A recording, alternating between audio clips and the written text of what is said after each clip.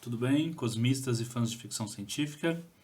Hoje vamos falar sobre filosofia da astrobiologia. Nosso encontro semanal aqui sobre filosofia da astrobiologia. E hoje eu quero discutir com vocês o que é a vida e se inteligência artificial é vida. Logo depois da vinheta. E não se esqueçam, já deixe o seu like.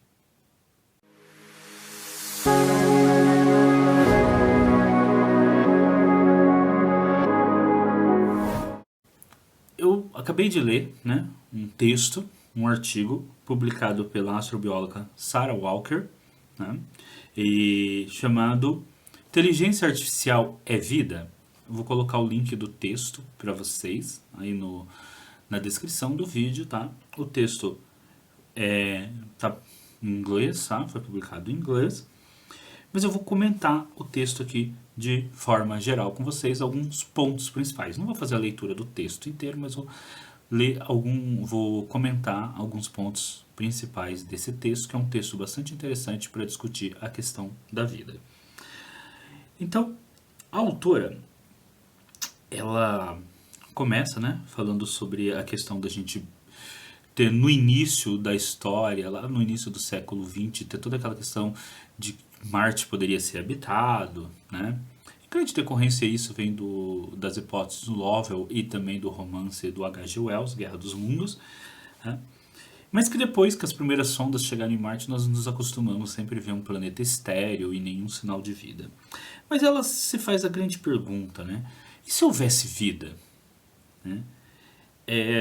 Nós poderíamos identificar a vida?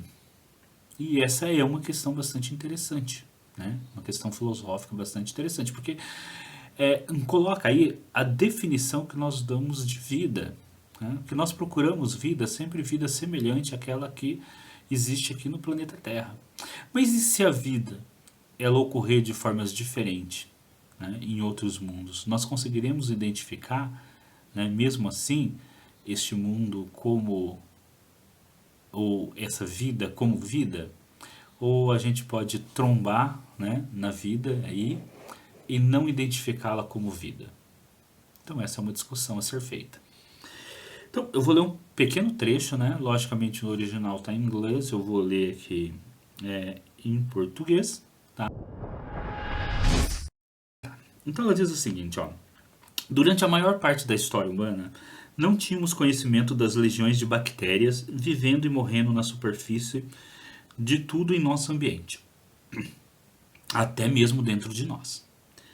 Foi necessária a inovação tecnológica do microscópio no final do século XVI para finalmente vermos um mundo microscópio repleto de vida. Microscópico. A primeira indicação que tivemos de vírus foram padrões enigmáticos das doenças infecciosas que eles causam, mas sua existência só foi confirmada no final do século XIX.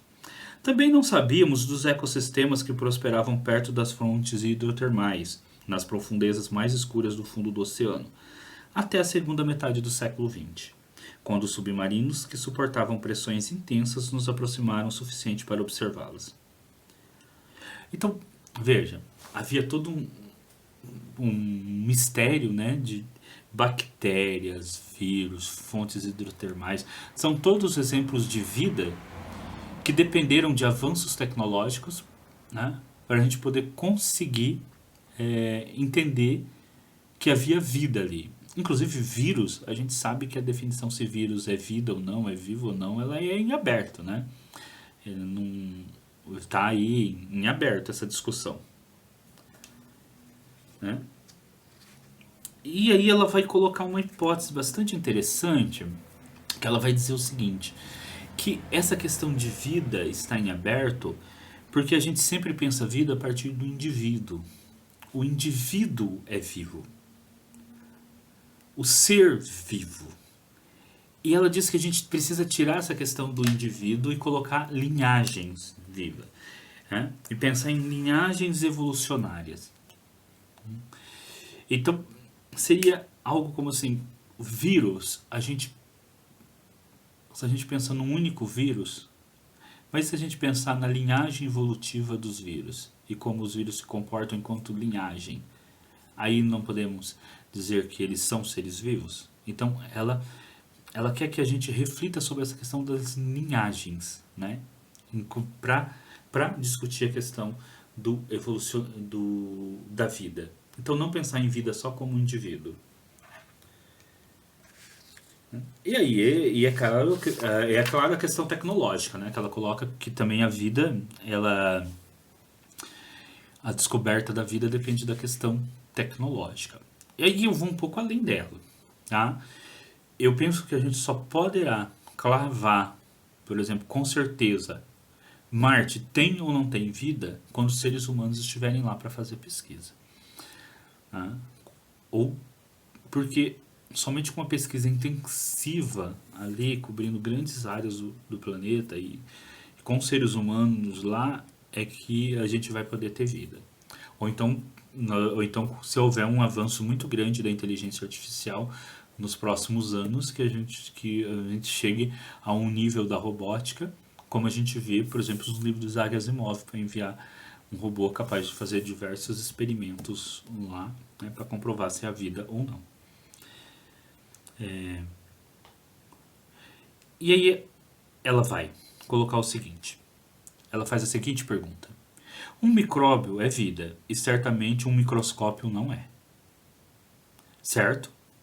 Mas qual a diferença entre tecnologia e vida?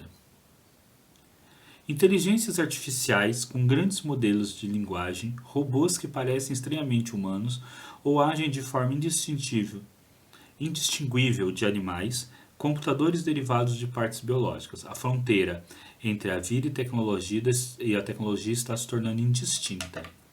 Né?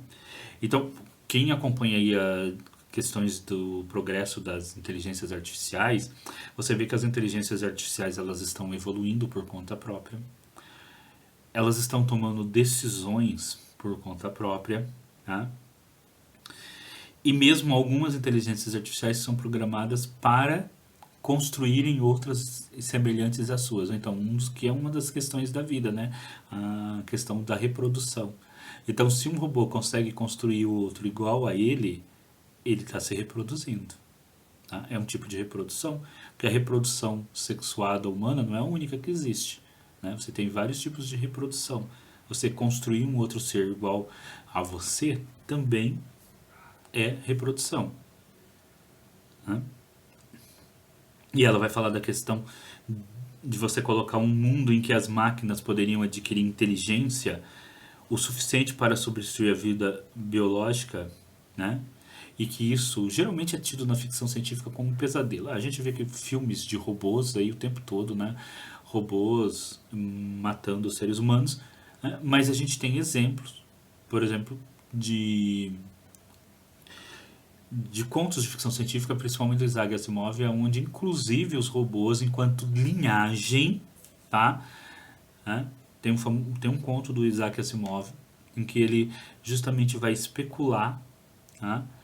Em que o conto acontece o seguinte nesse conto. Vou resumir ele aqui para vocês. Um robô é mandado para o futuro pelos humanos para saber se vai ou não haver uma guerra nuclear. O robô chega no futuro e a sociedade humana está funcionando igual sempre. O pessoal estuda filosofia, Shakespeare, literatura, mas aí ele descobre com o tempo que na verdade os seres humanos desapareceram numa guerra nuclear e tudo que ele está vendo ali não são humanos, são robôs. Mas os robôs, eles não se sentiam a parte dos seres humanos, eles se sentiam como filhos dos seres humanos.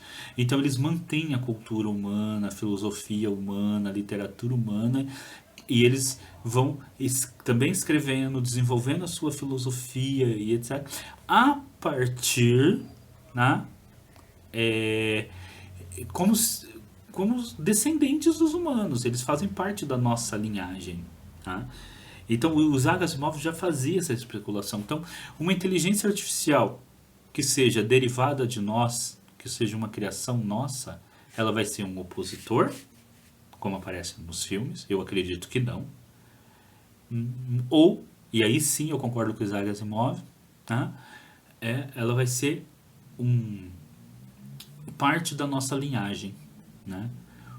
E quando conviver com a gente uma espécie paralela, e depois, talvez num futuro longínquo, né, uma espécie própria, descendente nossa, ou nós vamos nos fundir com elas e nos tornarmos uma outra espécie. Né? Mas vamos voltar ao texto. Tá? Vou citar então uma parte do texto. Ela fala o seguinte: objetos complexos, tecnológicos, não aparecem espontaneamente no universo, apesar do folclore popular dizer ao contrário. Células, cachorros, árvores, computadores, você e eu, todos requerem evolução e seleção ao longo de uma linhagem para gerar informações necessárias para existir. Então está dizendo o seguinte, que desde nós, né, temos milhões de anos de evolução para surgir. As máquinas também vão ter milhões de anos de evolução, às vezes milhares, né, de anos de evolução. Então, desde lá da primeira pedra lascada, foi a primeira máquina, né? E nós vemos desenvolvendo tecnologia. Eu estou aqui falando com vocês com uma tecnologia, com um celular, que hoje tem uma capacidade de processamento de dados superior ao computador que mandou os primeiros astronautas para a Lua. Então, é uma evolução. As máquinas estão evoluindo, né? Assim como nós, seres humanos, evoluímos, né? Biologicamente, eles estão evoluindo também. Então, se a gente for pensar em termos de pensar a vida como linhagem, uma inteligência artificial será a vida também. E esse é o argumento dela, que é um argumento muito interessante. Tá? Então, continuo.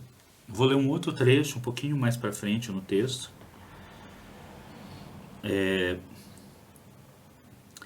Ambos são produtos de bilhões de anos de adaptação seletiva.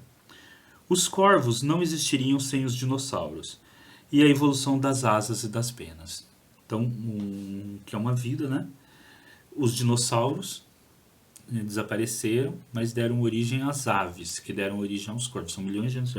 O chat GPT, né, que está bastante conhecido agora, não existiria sem a divergência evolutiva da linhagem humana dos macacos, onde os humanos desenvolveram a linguagem. Quer dizer, o chat GPT, que é um chat que lida com a linguagem, ele é uma derivação evolutiva, né, da nossa própria evolução que criou a linguagem. Porque o chat GPT, ele é, né, ele depende da evolução da linguagem. Inclusive, várias dessas... O próprio Google Tradutor funciona assim, né? Enquanto mais palavras você escolhe como corretas na tradução, a inteligência artificial vai transformando a tradução cada vez melhor. Tanto é que a gente que tem um pouquinho aí mais de idade, né?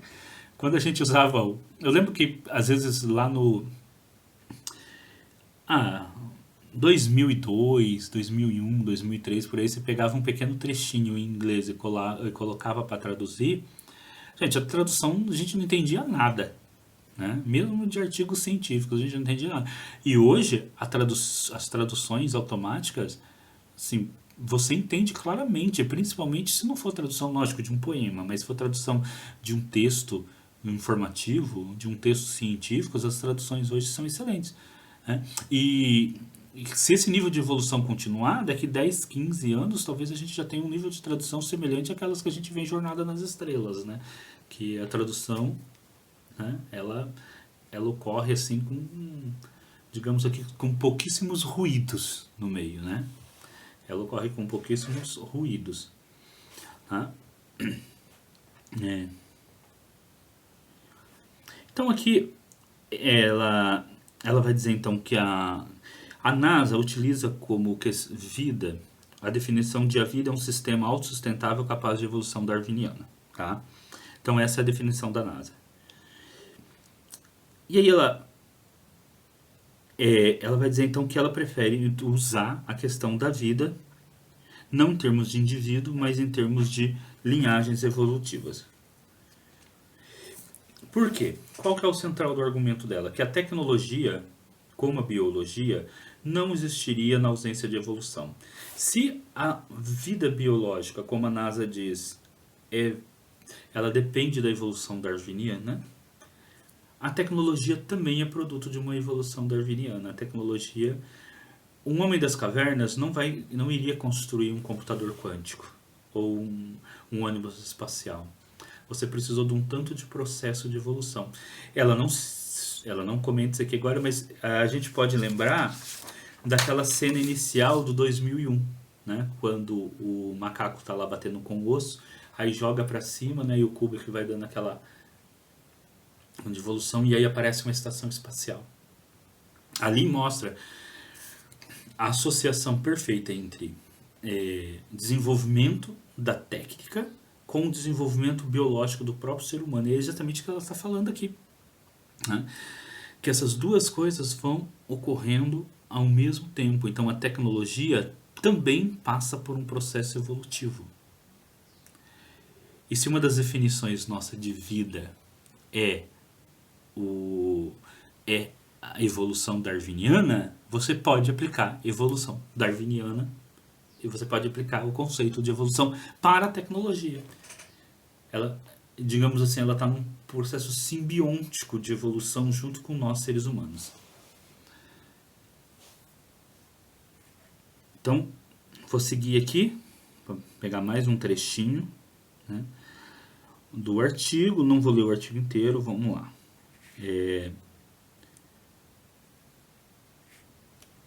Tecnologia evoluída. Nossas melhores estimativas colocam a origem da vida nesse planeta em aproximadamente 3,8 bilhões de anos atrás. Os seres biológicos vivos hoje fazem parte de uma linhagem de informação que pode ser rastreada no tempo por meio de genomas até o início da vida. Mas a evolução produziu informações que não são apenas genômicas. A evolução produziu tudo ao nosso redor, incluindo coisas não tradicionalmente consideradas, entre aspas, vida. A tecnologia humana não existiria sem os humanos, por isso faz parte da mesma antiga linhagem de informação que surgiu com a origem da vida. Então ela está ligando aqui, tá? Ela está fazendo essa ligação, quer dizer, a tecnologia humana, esse celular, ele não existiria se não existisse nós seres humanos. Então ele faz parte da mesma linhagem. Então, se daqui a 10 anos nós tivermos uma IA, uma inteligência completamente artificial, completamente consciente, sapiente, que possa dialogar com nós como outros seres humanos, ela não vai ser uma criação de uma hora para outra. Essa IA vai poder construir a história evolutiva dela até a nossa própria, até o surgimento da vida, porque ela faz parte dessa mesma história evolutiva, né? Perpassando lá desde indo até antes mesmo do primeiro ser do gênero Homo pegar um osso e usar, ou uma pedra, e usar ele como uma ferramenta, tá? Então ela conclui que a tecnologia, como a biologia, não existe na ausência de evolução. A tecnologia não está substituindo artificialmente a vida. A tecnologia é vida, tá? Porque ela também passa pelo processo de evolução. Aí eu vou ler um outro trecho onde ela vai explicar esse conceito. É importante separar o que se entende por vida aqui como distinto de vivo. Por vida, quero dizer todos os objetos que só podem ser produzidos em nosso universo por meio de um processo de evolução e seleção. Estar vivo, ao contrário, é a implementação ativa da dinâmica da evolução e seleção. Alguns objetos, como um gato morto, são representativos da vida, porque eles só emergem no universo por meio da evolução, mas não estão vivos. Então ela está distinguindo o quê? A tecnologia faz parte da linhagem da vida, mas ela ainda não está viva, tá? Mas quando ela tiver consciência e estiver vivo, como nós definimos vida, aí ela vai estar viva, né? Uma autoconsciência vai estar viva e vai poder traçar essa linhagem dela de vida. Portanto, entender a vida pode exigir que unifiquemos o biológico e o tecnológico, semelhante a como o celestial e os terrestres foram unificados em nossas explicações para o movimento. Ela vai falar de questões da física, né, e de como a gente unificou, né, o celestial e os terrestres para entender a física nossa, né? Para a questão da gravidade, etc. Né? Mas não vou me alongar aqui nessa questão.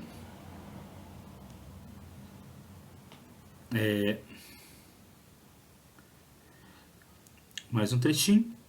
Entender a vida pode exigir que unifiquemos o biológico e o tecnológico, semelhante a como o celestial e os terrestres foram unificados. Eu já li essa parte. Então, ela vai falar então a definição dela de tecnologia. A tecnologia, no sentido mais amplo, é a aplicação do conhecimento, informação selecionada ao longo do tempo, que permite coisas que não seriam possíveis na ausência desse conhecimento. Com efeito, as tecnologias emergem do que foi selecionado para existir. Eles também são o que seleciona entre os futuros possíveis e os constrói. Considero a robusta tecnologia de remoção de carbono, que pode mudar a futura trajetória da evolução, não apenas dos humanos, mas de uma enorme diversidade de espécies da Terra. Então, ela fala de questões da vida. Então, por exemplo, e aí, se você pega uma tecnologia como remoção de carbono, ela vai ser indispensável para manter a própria vida biológica. Então, é a junção aí entre a vida humana, a vida biológica e a vida tecnológica. Deixa eu só pegar o fio aqui, que ele caiu aqui do lado.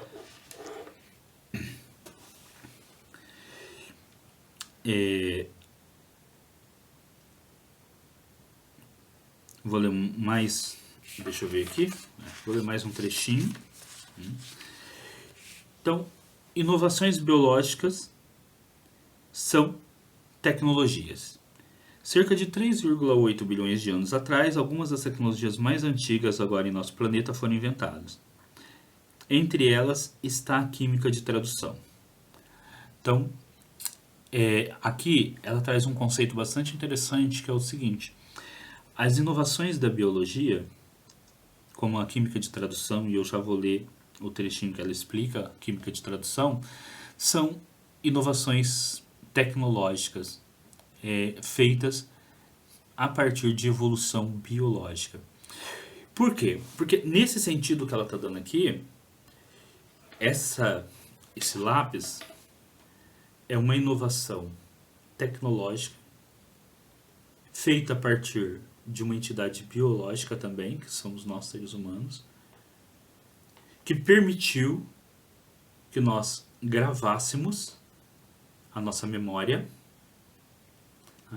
em um suporte, que é o papel, que nos permite então manter, né, a cultura, a filosofia, a ciência desenvolvida desde a antiguidade, desde que a escrita surgiu, né, na Mesopotâmia e no Egito, passando pela Grécia e etc. Então, essa tecnologia, assim como a nossa capacidade de memorização, que é vida biológica, essa tecnologia faz parte do nosso desenvolvimento enquanto vida. Então, ela também é uma evolução. Ela também está em evolução. Agora eu vou ler então o trecho que ela fala sobre tradução.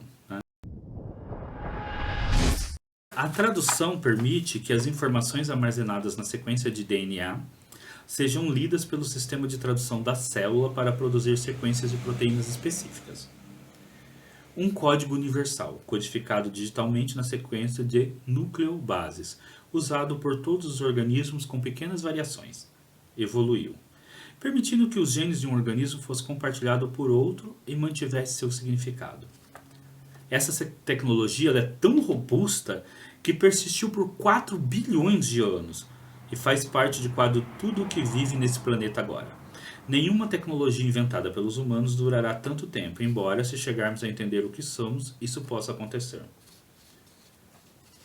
E aí então o que ela está falando, né? Muito antes dos seres humanos, foi a biosfera que inventou muitas tecnologias.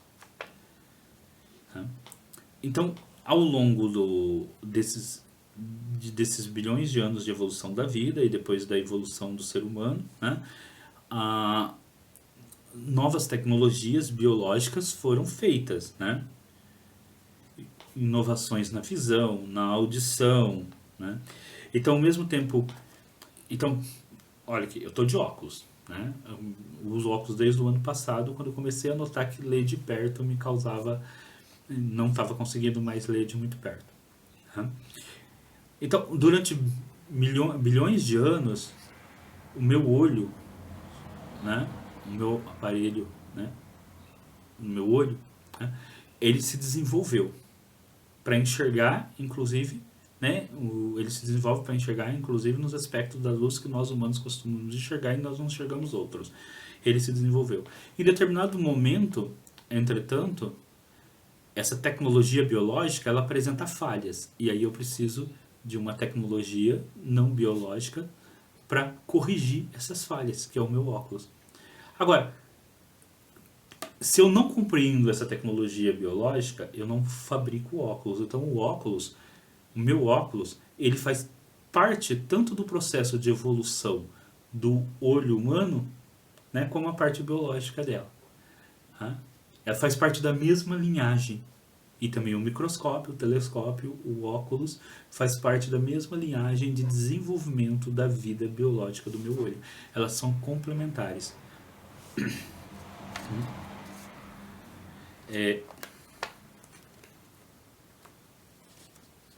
E aqui ela cita até um trechinho sobre isso, né? Abre aspas. A evolução dos receptores de fótons e eventualmente dos olhos baseou-se em muitas outras inovações feitas anteriormente por um longo período de tempo por organismos unicelulares.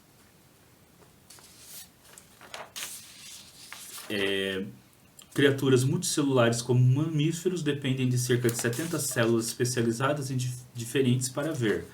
Avançaram ainda mais na tecnologia da visão, mas apenas construindo sobre o que veio antes. Tá? Então, como eu já tinha dito, né, antes de ler o trecho dela, o óculos, o microscópio, o telescópio, né, que a gente hoje pode enxergar os limites do universo, eles são um processo de desenvolvimento tecnológico, mas que ocorre, né, na mesma linhagem do desenvolvimento biológico do olho.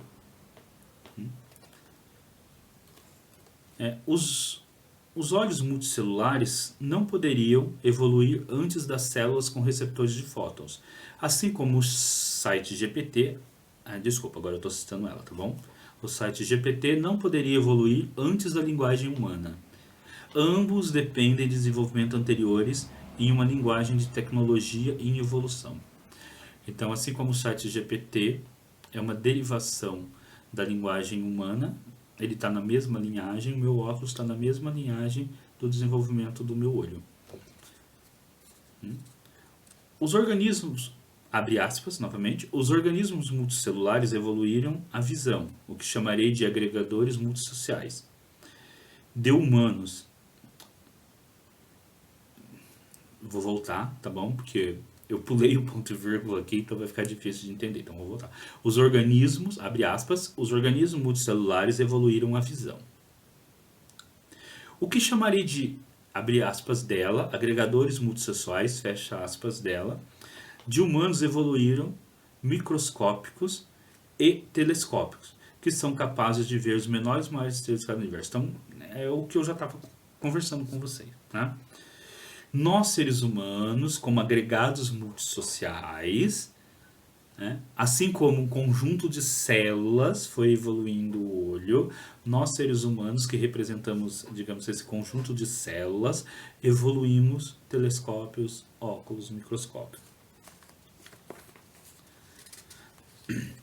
Inclusive a própria inteligência, e ela vai dizer isso, evoluiu.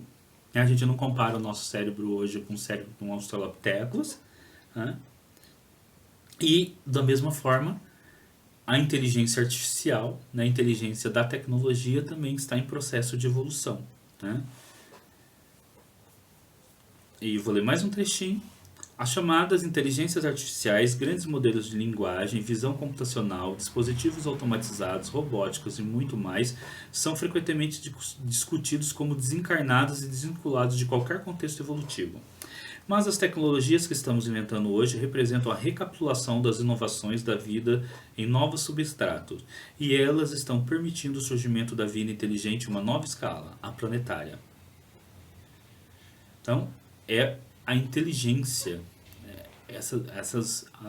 a tecnologia das máquinas nós são então essa continuação da nossa linhagem e fazem parte também da nossa própria linhagem evolutiva, e enquanto linhagem são vida. Então, bom, ela continua os argumentos. Eu vou citar aqui mais um trechinho do texto. Abre aspas, assim como terceirizamos algumas de nossas percepções sensoriais para tecnologias que construímos ao longo dos séculos, agora estamos terceirizando parte do nosso funcionamento de nossas próprias mentes. Isso permite que os mesmos princípios que operam dentro de nós funcionem agora em níveis mais altos de organização, passando de sociedades localizadas para sociedades globais. Então, bom, eu terceirizei, por exemplo, parte da minha memória para um papel em que eu escrevo. E aqui atrás, vocês estão vendo quanto papel escrito tem, que são todos esses autores que escreveram todos esses livros aí, terceirizaram parte da sua memória, que torna acessível pra gente. Ou quando você lê uma notícia na internet, nas redes sociais. E você pode fazer isso também terceirizando parte da sua memória. Hoje, a inteligência artificial, né, quando nós utilizamos a inteligência artificial para fazer algumas tarefas, inclusive com o site GPT, tarefas de escrita, nós estamos terceirizando, de acordo com a autora, parte do funcionamento das nossas próprias mentes. Então, faz parte da mesma linhagem evolutiva. A mesma linhagem evolutiva em que eu aumentei a potencialidade do meu olho, construindo microscópios, óculos e telescópios.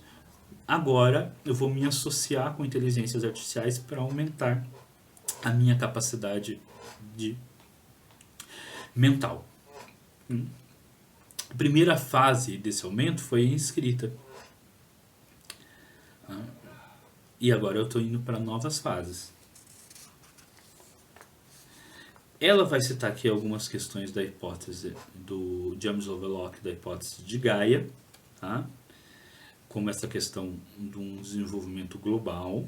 Eu vou voltar à questão da hipótese de Gaia futuramente, quando eu vou falar especificamente dela, tá bom? Então, vou citar mais um trechinho. Uma extensão natural dessa história evolutiva é reconhecer como as tecnologias, abre aspas dela, pensantes, fecha aspas, podem representar a próxima grande transição da evolução planetária na vida na Terra. Então, essas tecnologias que pensam, inteligência artificial, vão ser a próxima grande parte da nossa evolução, tá? Da evolução do nosso próprio planeta.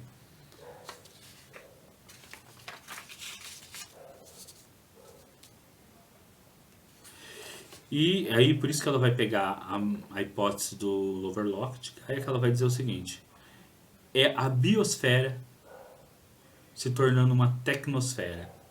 A ligação que até então era apenas biológica, ela vai se tornar numa ligação tecnológica. Tá?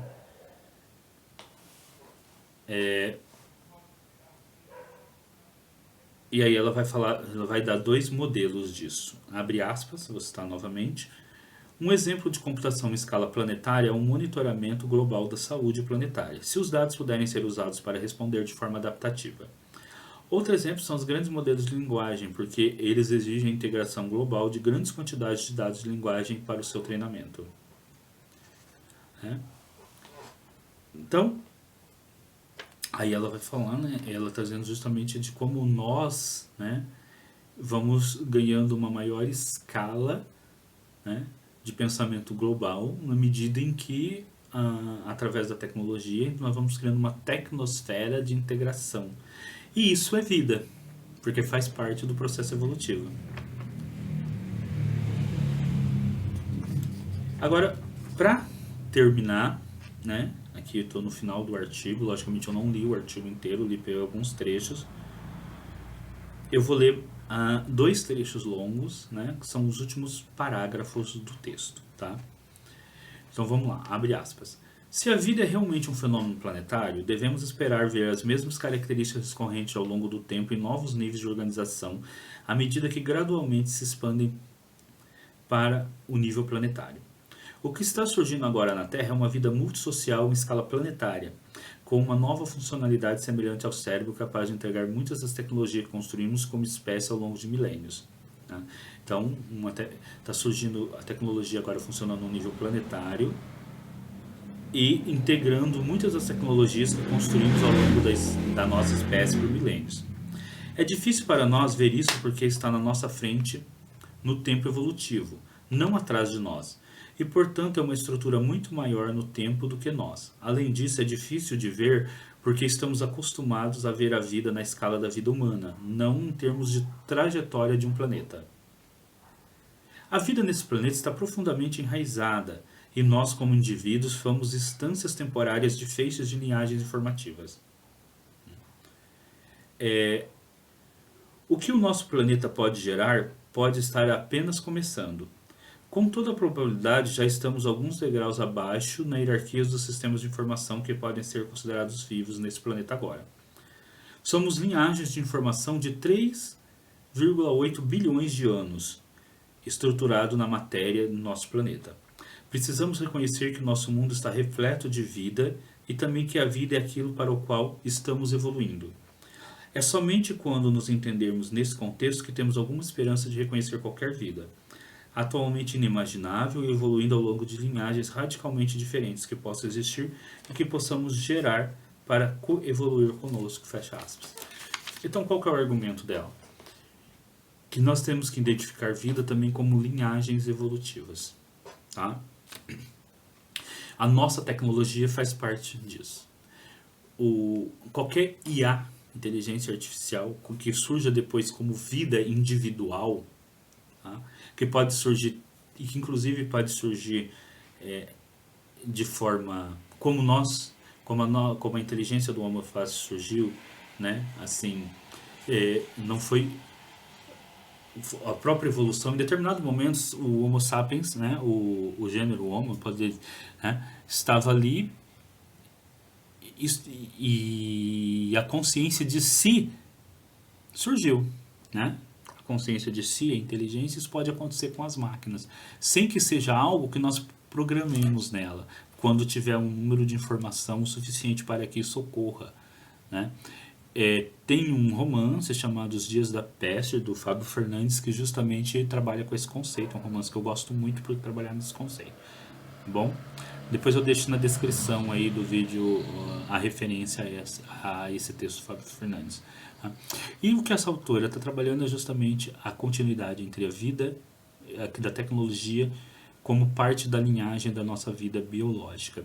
E que a partir do momento que nós identificamos esse tipo de contato, de linhagem, a gente começa a pensar na vida apenas não no indivíduo, mas a partir de coletivos, né? De linhagens. E pode ser importante para que futuramente a gente possa, né, identificar vidas em outros lugares que não seja apenas a vida pelos parâmetros humanos. Por exemplo, em Solaris, você tem um romance de ficção científica, você tem a vida, né, que é um planeta vivo. Já no romance a Nuvem, né, do Fred Hoyle, você tem uma vida que é uma nuvem, né, cósmica, que a partir das suas moléculas ali adquire vida, e que inclusive depois os humanos conseguem fazer contato via radiotelescópio. Né? E aí são linhagens evolutivas, né, que levam a diferentes tipos de vida. O que a autora na verdade está nos chamando a atenção para a gente não tomar cuidado de procurar apenas vida, tendo como único conceito a vida individual, né? Mas pensar em outros parâmetros de procura de vida. Esse é um deles, né? A vida como linhagem. E que também nos ajuda a entender a própria desenvolvimento tecnológico humano como parte de nós mesmos. E aí a gente tira da astrobiologia e leva para nossa própria questão evolutiva e para esse medo que os filmes de ficção científica nos deram da tecnologia. Quando, na verdade, a tecnologia ela sempre tem sido uma grande aliada dos seres humanos, né? Ela não é quando a gente quando a gente faz coisas idiotas como colocar, não sei, chumbo na gasolina para ela render mais e envenena parte considerável da população durante 30, 40 anos, né? Mas a vida, a tecnologia hoje, ela vai complementando, inclusive a própria mente humana, a possibilidade das nossas mentes, que aí a gente vai para o transhumanismo, né? Que é que ao longo do tempo, né? É tanto vai ser parte da nossa evolução, e aí vai ser a nossa ligação muito mais aonde esse desenvolvimento da tecnologia, que é parte de nós, vai se tornar vai ter uma interação muito maior ainda, né? Quando eu não precisar utilizar essa tecnologia externa, mas quando eu conseguir intervir e talvez ter uma nova máquina no meu próprio olho que corrija, então, o fato de eu não estar conseguindo ler, mas de eu precisar do óculos para ler de perto. Tecnologia e vida biológica fazem parte do mesmo processo evolutivo, tá? Pessoal, eu achei esse texto sensacional, tá? Leiam ele está aí na descrição, tá bom? Leiam esse texto, tá? Porque é um texto muito interessante, vocês vão gostar muito desse texto. É um texto que precisa ser lido, tá? Comentei em parâmetros gerais com vocês aqui, bom? Então fica aí mais uma dica para vocês de texto sobre filosofia da astrobiologia. E semana que vem a gente volta com outro vídeo, né, sobre filosofia da astrobiologia.